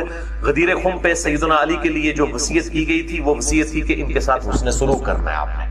اور میں نے ابھی مسئلہ 156 ڈیٹیل غدیر خم پہ ریکارڈ کرا دیا ساری اسناد کے اوپر. وہاں پر اہل شام اور اہل مدینہ تھے، ان کو ڈرایا گیا تھا کہ علی کے ساتھ برا سلوک نہ کرنا، لیکن پھر باز نہیں آئے اور وہی معاملات ہوئے. تو یہ میرا تو اس حوالے سے ہی موقف ہے. اب چونکہ میرا آپ نے موقف پوچھا ہے تو میں بتا رہا ہوں. انبیاء کرام علیہ السلام کی جو وراثت کا مسئلہ ہے، یہ بھی ایک بہت سیریس ایشو ہوا، جس کی وجہ سے یہ ایشو پیش آیا جگیر فدق والا. اور سیدہ فاطمہ زہرا سلام اللہ علیہ کی ناراضگی بھی اسی سے ایفیلیٹڈ ہے، سٹارٹ یہاں سے ہوا. تو اس مسئلہ پہ تھوڑی سی روشنی ڈالیں کہ کیا یہ احادیث سے صحیح موجود ہیں، اہل سنت اور اہل شیعہ دونوں کے حوالے سے بتائیں کہ کیا انبیاء کرام کی وراثت نہیں ہوتی یا وراثت علمی ہوتی ہے، تو پھر ناراضگی کا کیا ایشو بنا؟ شاہ جی تسی جواب ہی دینا شروع کرتا ہے نا سوال، بس ٹھیک ہے ہو گیا. اچھا مسئلہ یہ ہے میرے بھائیوں کہ جو باغ فدق کا ایشو ہے، لفظ فدق ہے، لوگ فدق بولتے ہیں، باغ فدق بھی نہیں ہے، جاگیر فدق، ایک باغ نہیں تھا، ایک خاص اراضی تھی. اس کا ایشو جو ہے صدیوں سے اہل سنت اہل تشیع کے درمیان ایک بون آف کنٹینشن بنا ہوا ہے. میرا ابھی تک اس کے اوپر ویڈیو لیکچر نہیں آیا، کیونکہ میں جس مسئلے کو ہاتھ ڈالتا ہوں آپ کو پتا ہے پھر میں تین کرتاس پہ اگر 3 گھنٹے ہیں تو فدق پہ بھی میرے 3 گھنٹے آئیں گے. ابھی میں صرف اپنا اوپینین بتا دیتا ہوں، وہ ایک نٹ شیل میں آپ کو بتا دیتا ہوں. میرے نزدیک یہ مینیجریل ایشو تھا. اگر حضرت ابوبکر الصدیق رضی اللہ تعالیٰ عنہ نے اپنے پاس اس کو رکھا اس بنیاد پہ کہ نبی صلی اللہ علیہ وسلم کے بہاف پہ میں اب خلیفہ ہوں، مجھے امت نے چنا ہے، تو آپ صلی اللہ علیہ وآلہ وسلم کی جگہ میں مینجمنٹ کروں گا، باقی اس کے جو معاملات ہیں وہ اہل بیت کو ہی جاتے تھے، تو یہ ان کا موقف بالکل ٹھیک تھا. اور اگر وہ حضرت فاطمہ کو دے دیتے، جیسا کہ بعد میں عمر بن عبدالعزیز نے جو ہے وہ آل فاطمہ کو دے دیا، تب بھی درست ہوتا. تو یہ مینیجریل ایشو تھا، اور اس میں سیدہ فاطمہ جو ناراض ہوئی، اب یہ ناراضگی جو ہے ان کی سیدنا ابوبکر صدیق رضی اللہ تعالی عنہ کے ساتھ ایک بشری تقاضے کے تحت تھی. اس پہ نعوذ باللہ یہ فٹ کرنا کہ جی وہ صحیح بخاری اور مسلم کی حدیث کہ جی فاطمہ میرے جگر کا ٹکڑا ہے، جس نے اسے تکلیف دی اس نے مجھے تکلیف دی، نعوذ باللہ من ذالک. سیدنا ابوبکر صدیق تو سوچ بھی نہیں سکتے تھے. ٹھیک ہے، جس ابوبکر صدیق کی حدیث بخاری کے اندر 3751 ہے کہ محمد کی محبت کو اہل بیت کی محبت میں تلاش کرو، وہ کب یہ کر سکتے تھے؟ ٹھیک ہے، وہ ایک بعض کا دنیاوی طور پہ بھی کبھی ایسے اختلاف آ جائے تو ناراضگی ہو، یہ بات ٹھیک ہے. بخاری اور مسلم میں موجود ہے کہ وفات تک سیدہ رہی ہیں، سیدنا علی نے رات کو ان کو دفن کیا ہے، ابوبکر عمر کو نہیں بتایا. ظاہر ہے ایک معاملہ چل رہا تھا، اور یہ دنیاوی اعتبار سے اس طرح کی ناراضگی ہو جاتی ہے. بل فتویٰ فٹ نہیں کرنا چاہیے. اس طرح کی ناراضگیاں تو مطلب بعض کا سیدنا علی اور فاطمہ کے درمیان بھی ہو جایا کرتی تھی، اس لیول کی تو نہیں لیکن ہو جاتی تھی، تو اس طرح فتویٰ نہیں لگانا چاہیے. باقی وراثت کا جو ایشو ہے بخاری اور مسلم میں ڈیٹیل موجود ہے کہ انبیاء کرام علیہ السلام کی وراثت جو ہے وہ تقسیم نہیں ہوتی. اچھا، میں اکثر سوچتا تھا کہ اگر سیدہ فاطمہ، یہ اکثر جو ہمارے سنی کہتے ہیں سیدہ فاطمہ کو یہ حدیث ہی نہیں پتا تھی وراثت والی. بھئی فاطمہ کو نہیں پتا تھی تو اور کس کو پتا ہوگی جس کی ضرورت تھی؟ ان کو حدیث پتا تھی. بیسیکلی یہ مینجمنٹ کا ایشو تھا کہ میں آپ نبی صلی اللہ علیہ وسلم کی وارث ہوں تو آپ کے بہاف پہ میں اس کو مینج کروں گی. تو سیدنا ابوبکر صدیق نے اس لیے وراثت والی حدیث ان کو یاد کروائی کہ بھی نبیوں کا تو وارث ہی کوئی نہیں ہوتا. جب وارث نہیں ہوتا تو تولیت والا مینجمنٹ والا ایشو آپ کے حوالے کیسے کر دیا جائے؟ تو ان کی علمی وراثت ہوتی ہے انبیاء کرام علیہ السلام کی، تو یہ فزیکل وراثت اس طریقے سے تو نہیں ہوگی. جب وراثت نہیں ٹرانسفر ہوتی ہے تو آپ یہ مینجمنٹ کیوں مجھ سے مانگ رہی ہیں؟ میں مینجمنٹ اس کو چلاؤں گا. تو یہ کوئی نعوذ باللہ اس طرح کی گستاخی والا معاملہ نہیں تھا. ایک ان کا ایک اپنا، اور وہ ڈیسیژن کر سکتے تھے. ظاہر مسلمانوں نے ان کو خلیفہ چنا تھا، اگر وہ دوسرا ڈیسیژن بھی کر دیتے تب بھی ٹھیک ہوتا. تو یہ ڈیسیژن، یہ ظاہر امت کے لیے ایک آزمائش بنتی ہے. اس طرح کی جو چیزیں ہو جاتی ہیں بعد میں آزمائش بن جاتی ہیں. بالکل نیک نیتی پہ مبنی تھا. اب دیکھیں اس کے جواب میں سیدہ فاطمہ نے بخاری مسلم میں آپ حدیثیں اٹھا کے دیکھیں، کہیں نہیں ملتا کہ انہوں نے کہا ہو کہ نہیں یہ تو بات آپ غلط کر رہے ہیں، انکار نہیں کیا. بس صرف وہاں سے ناراض ہو کے چلی گئی. اور جس طرح ایک بیٹی بھی کبھی اپنے باپ سے ناراض ہو جاتی ہے کسی معاملے میں، کوئی ایک ان کی خواہش تھی، ایک چھوٹی سی ضد تھی یا خواہش تھی، اس کو پورا نہیں کیا گیا. اور سیدنا علی رضی اللہ عنہ نے اس کی بنیاد کے اوپر کوئی ہنگامہ نہیں کھڑا کیا. بعد میں بکر کی بھی بیعت کی، عمر کی بھی کی، عثمان کی بھی کی رضی اللہ عنہم اجمعین وعلیہم السلام. تو یہ اہل تشیع کے ہاں بھی اصول کافی میں امام جعفر الصادق رحمہ اللہ تعالی المتوفى 114 ہجری، المتوفى 148 ہجری، 114 میں امام باقر فوت ہوئے ہیں، 148 ہجری. ان کا قول صحیح سند کے ساتھ شیعہ کے اصول محدثین پہ اصول کافی میں موجود ہے کہ انبیاء کرام علیہ السلام کی وراثت علم ہوتا ہے، وہ تقسیم نہیں ہوتی. لہٰذا یہ شیعہ ذاکرین، میں بھی کہوں گا اہل تشیع کے ذاکرین، وہ روٹی روزی چلانے کے لیے اس معاملے کو اس طریقے سے اٹھا رہے ہیں. تو اس معاملے میں میرا موقف جو ہے وہ یہی ہے کہ سیدنا ابوبکر صدیق رضی اللہ تعالیٰ عنہ اگر وہ ڈیسیژن کرتے تب بھی ٹھیک ہوتا، یہ بھی کرتے تب بھی ٹھیک ہوتا.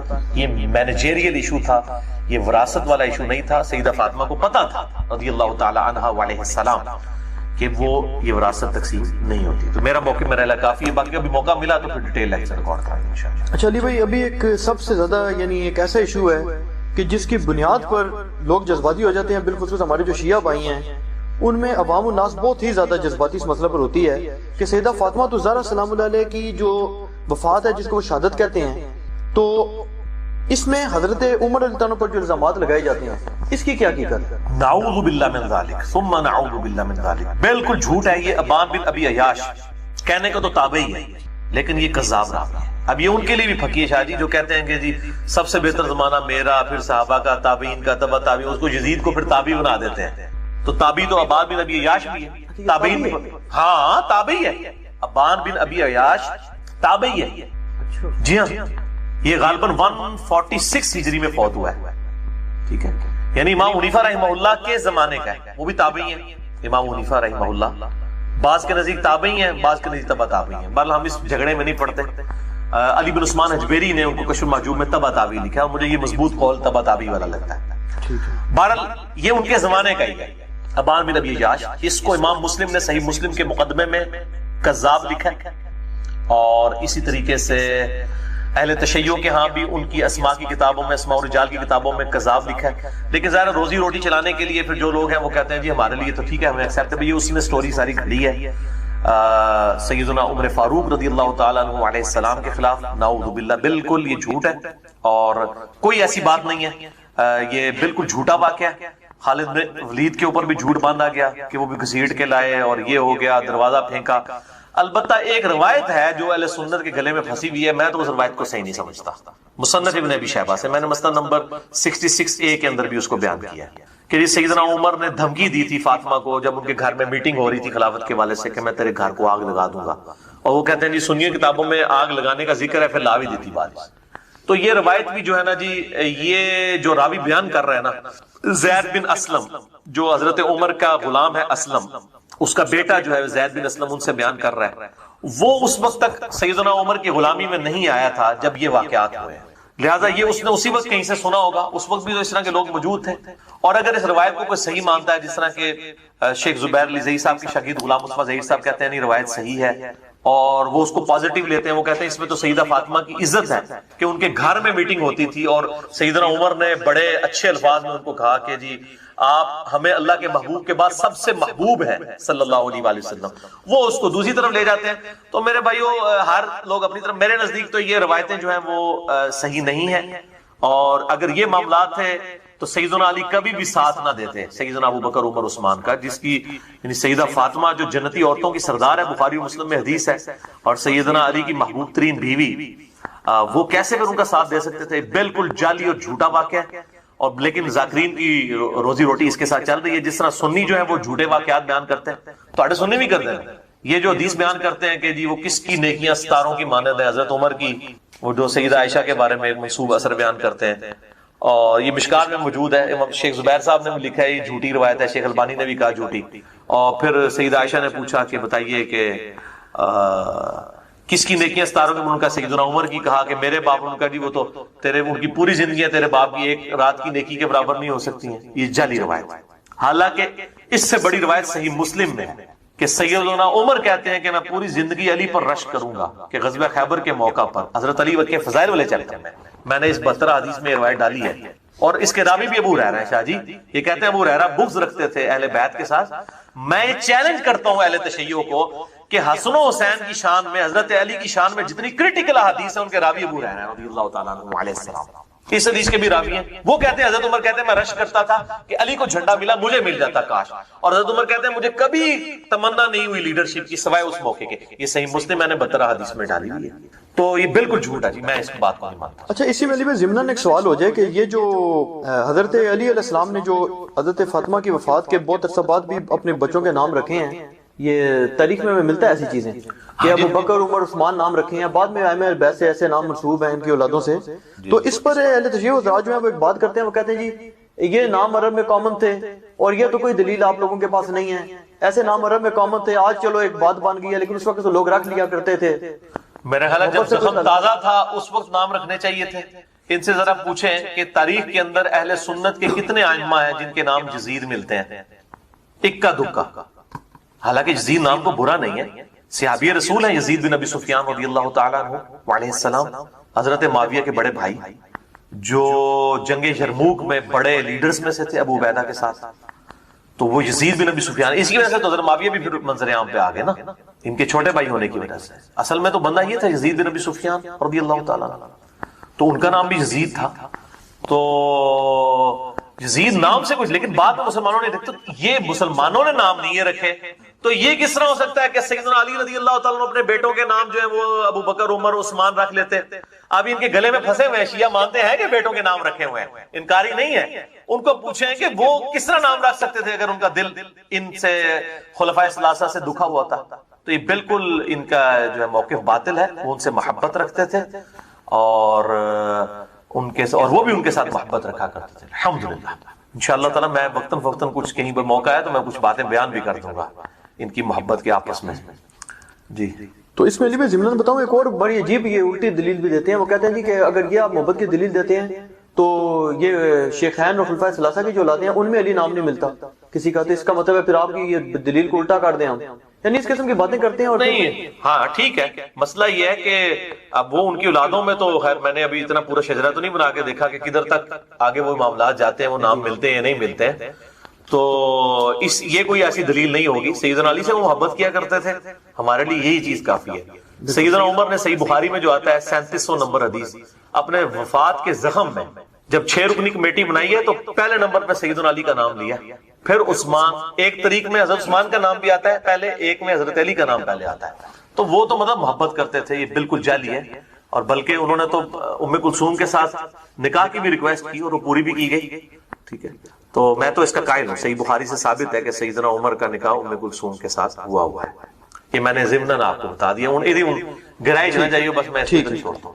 اچھا، یہ حضرت ابوبکر صدیق رضی اللہ عنہ، حضرت عمر فاروق رضی اللہ عنہ کے ادوار میں حضرت علی رضی اللہ عنہ کا جو ہے رول ایکٹیو کو نظر آتا ہے؟ بالکل ایکٹیو نظر آتا ہے. سیدنا علی نظر آتے ہیں ایکٹیو. یعنی شروع میں 6 مہینے میں اختلاف تھا نا، اس کے بعد یہ ایکٹیو رول آپ دیکھیں. بلکہ ایک اہل تشیع کے بہت بڑے عالم تھے اور وہ مطلب خلفائے ثلاثہ کی عزت کرتے ہیں، حضرت علی کو فضیلت دیتے ہیں. وہ تفضیلی شیعہ ہیں، جیسے زیدیہ ہیں آپ کے یہ شام کے اندر. تو وہ اہل سنت کے تقریباً قریب ہی ہیں. وہ خلفائے ثلاثہ کو مانتے ہیں، سیدہ عائشہ کا احترام کرتے ہیں اور اصحاب پر لعنت کے قائل نہیں. نعوذ باللہ، وہ صحیح شیعہ ہے، شیعہ علی میں سے، یعنی رافضی نہیں ہے وہ. تو وہ ان سے میری بات، انہوں نے لیکچر میں کہہ دیا کہ حضرت عمر جو ہے وہ اگر دیکھیں نا جی، ان کی اگر نیت ہوتی نا حضرت علی کو بنانے کی تو حضرت علی کا اکیلے کا نام لیتے. انہوں نے یہ 6 رکنی کمیٹی اس لیے بنائی کہ جی وہ مطلب معاملے کو الجھانا چاہتے تھے. تو آپ دیکھیں نعوذ باللہ من ذالک. تو میں نے ان کو بعد میں پکڑ لیا. اب میں نام نہیں لیتا، آپ کو پتہ ہے جن کا کل فون آیا تھا انہی کی بات کر رہا ہوں. اچھا، میں نے ان کو جناب تقریر کے بعد محرم میں پکڑ لیا. میں نے کہا جی یہ آپ کی بات بالکل باطل ہے. میں نے کہا مجھے یہ بتائیے، ہماری اہل سنت کی تاریخ میں ملتا ہے کہ سیدنا عمر جب جنگ یرموک میں فتح ہوئی، جنگ قادسیہ میں ہوئی، تو پھر سیدنا عمر نے باقاعدہ انٹرنیشنل وزٹس کی ہیں. شام بھی گئے ہیں بیت المقدس کی چابیاں لینے کے لیے. ایران میں بھی سیدنا عمر خود گئے ہیں اور کوئی فوج نہیں ساتھ لے کے گئے، چند لوگ تھے جو آپ کے ساتھ تھے، آپ کے ساتھ. ان کا اللہ پہ یقین تھا کہ اللہ زندگی موت کی حفاظت کرنے والا ہے. تو میں نے کہا بتائیے کہ وہ اپنی جگہ خلیفہ کس کو چھوڑ کے گئے تھے پیچھے؟ کہتے ہیں جی حضرت علی کو. میں نے کہا ہمارے یہاں بھی ملتا ہے سیدنا علی کو خلیفہ چھوڑ کے گئے تھے. اور وہ کیوں چھوڑ کے گئے تھے؟ کیونکہ بخاری اور مسلم کی متفق علیہ حدیث ہے کہ جب غزوہ تبوک پہ نبی صلی اللہ علیہ وسلم جانے لگے تھے نا، تو پہلی دفعہ ہوا تھا کہ حضرت علی اس جنگ میں شریک نہیں ہوئے. حضرت علی کو آپ صلی اللہ علیہ وآلہ وسلم اپنی جگہ مدینے میں خلیفہ چھوڑ کے گئے تھے. ٹھیک ہے، اور پھر اس موقع پہ آپ نے فرمایا تھا، بخاری اور مسلم کی متفق علیہ حدیث ہے، اور بخاری نے حضرت علی کے فضائل پہ پہلی حدیث یہ لی ہے، اور مسلم نے بھی. کیا علی، حضرت علی رو پڑے کہ مجھے بھی ساتھ لے گئے. ان کا علی تو اس بات پہ خوش نہیں کہ تیری میرے ساتھ وہی نسبت ہے جو ہارون کی موسیٰ کے ساتھ، مگر میرے بعد کوئی نبی نہیں. یعنی موسیٰ بھی جب کوہ طور پہ گئے تھے تو حضرت ہارون کو چھوڑ کے گئے تھے، تو میں تجھے چھوڑ کے جا رہا ہوں. تو اس کو رافضی اپنی طرف لے جاتے ہیں. وہ کہتے ہیں جی اس سے ثابت ہوا کہ خلیفہ ہیں وہ. حالانکہ حضرت ہارون جو ہے حضرت موسیٰ کی زندگی میں فوت ہوئے ہیں. حضرت ہارون کا خلیفہ موسیٰ ہے. حضرت موسیٰ کے خلیفہ ہارون نہیں بنے بلکہ جوشوا بنے، یوشع ابن نون.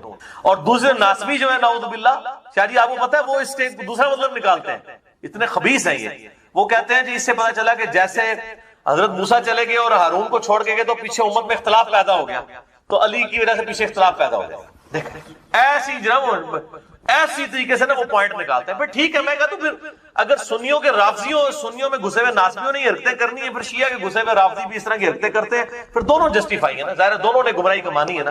وہ تو حدیث پوری ہونی ہے نا جو موقوفاً روایت ہے، سیدنا علی کا اپنا قول ہے. اور جب غیبی خبر ہو اور موقوفاً ہو کسی صحابی سے، وہ نبی کے بتانے پہ محمول ہوتی ہے، صحیح سند کے ساتھ ہے. فضائل صحابہ کتاب احمد بن حنبل، یہ اب چل ضمناً آ گیا، میں اس کتاب کا بھی تعارف کروا دوں۔ یہ پہلی دفعہ یہ کتاب الحمدللہ ہمارے جہلم شہر سے چھپی ہے۔ امام احمد بن حنبل رحمہ اللہ کی کتاب فضائل صحابہ، دنیا میں فضائل صحابہ کے اوپر سب سے بڑی یہ کتاب ہے۔ 1903 احادیث ہیں انٹرنیشنل نمبر کے مطابق، اور یہ تحکیم ایک عرب اسکالر کی تحکیم کے ساتھ چھپی ہوئی ہے، شیخ وسیع اللہ بن محمد عباس کی تحکیم کے ساتھ، اردو ترجمے کے ساتھ شائع ہو چکی ہے۔ اس میں وہ صحیح سند کے ساتھ 2 موقوفاً روایتیں ہیں کہ سیدنا علی رضی اللہ تعالیٰ عنہ علیہ السلام کہتے ہیں کہ میری وجہ سے 2 گروہ گمراہ ہوں گے، اور دوسری روایت ہے کہ میری وجہ سے 2 گروہ دوزخ میں چلے جائیں گے، نعوذ باللہ، ایک میری محبت میں غلوب کر کے، ایک میری دشمنی میں، یعنی رافضی اور ناصبی۔ اب رافضی جو ہے وہ اہل تشیع میں گھسے ہوئے ہیں، اور بعد اللہ اس وقت تو تقریباً اکثریت کی حالت ہو چکی، اور ناصبی جو ہے وہ اہل سنت میں گھسے ہوئے ہیں، ان میں بھی زیادہ تر اہل حدیث اور دیوبند کے اندر ہے، اب کچھ دانے جو ہے وہ بریلویوں کے اندر بھی آنا شروع ہو گئے۔ تو یہ دونوں طرف ایکسٹریم رویے موجود ہیں، تو یہ انہی کی وجہ سے یہ سارے معاملات جو ہے نا وہ بگڑ رہے ہیں۔ تو وہ اس حدیث کو اس طرف لے جاتے ہیں کہ جی افتراق امت میں آ گیا، وہ حضرت موسیٰ علیہ السلام اور ہارون علیہ السلام والا معاملہ۔ تو میں وہ حدیث بیان کی کہ اب وہ حدیث تھی کہ مجھے، یعنی سیدنا عمر فاروق رضی اللہ تعالیٰ عنہ اس حدیث کی بنیاد پہ جب رومن امپائر فتح ہوئی یا پرشین امپائر فتح ہوئی، تو وہ اسی لیے حضرت علی کو خلیفہ بنا کے کہ تبوک والی سنت ہے، اگر بہرحال میں نے ان کو کہا اگر اس دوران سیدنا عمر شہید ہو جاتے ہیں تو آٹومیٹکلی حضرت علی خلیفہ ہوتا، تو بدنیتی کہاں سے؟ یہ بدنیتی نہیں تھی میرے بھائیوں، سیدنا عمر کی اطاعت تھی۔ بخاری اور مسلم کی متفق علیہ حدیث ہے، جب آپ کو زخم لگا 1 ہفتے تک آپ زندہ رہے، لوگوں نے کہا آپ اپنا خلیفہ نامزد کریں، انہوں نے کہا کہ اگر میں اپنا خلیفہ نامزد کرتا ہوں تو میں اس شخص کی سنت پر عمل کرتا ہوں جو مجھ سے بہتر ہے، یعنی ابو بکر رضی اللہ تعالیٰ عنہ علیہ السلام، اور اگر میں اپنا خلیفہ کسی کو نامزد نہیں کرتا تو میں اس شخص کی سنت پر عمل کرتا ہوں جو ان سب سے بہتر ہے میرے سمیت، یعنی رسول اللہ صلی اللہ علیہ وسلم۔